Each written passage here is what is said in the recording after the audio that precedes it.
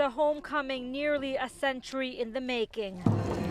Members of the Nisga'a First Nation celebrating the return of a memorial totem pole. The sacred totem being blessed with song and dance.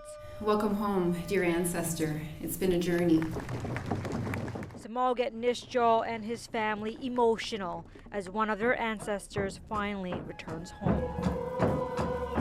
Coming back on Nisga'a lands, I was telling them that they are home now. The nation calling this a rematriation, which honors the nation's matrilineal heritage, carrying with it deeper significance about the return of their ancestral grandmother's spirit. And I thank the generations of beautiful women that you see standing here beside me.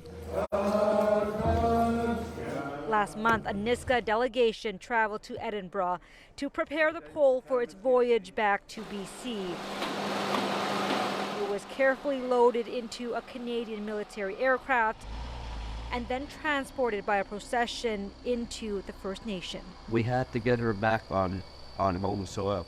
Just going over there, well, we can feel her, the sense of her. The Nisga'a memorial pole was commissioned to honor a fallen warrior. The nation says the pole was stolen decades later in 1929. During the time when people were out harvesting salmon for the summer, preparing their food resources that they would need for the fall and the winter, is when Marius Barbeau traveled up here to the north and took the poles from the valley.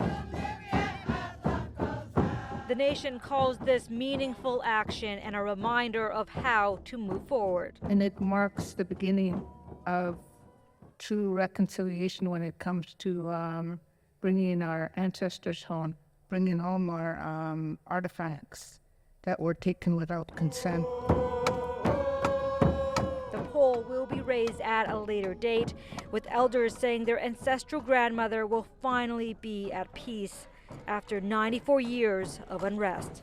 There are several other totem poles that were taken from Nisga'a lands and remain in museums right around the world, including in France, Germany, and Britain. The Nisga'a Nation says those countries now on notice, with plans to eventually bring those totem poles back home. In Lac Christa Dao, Global News.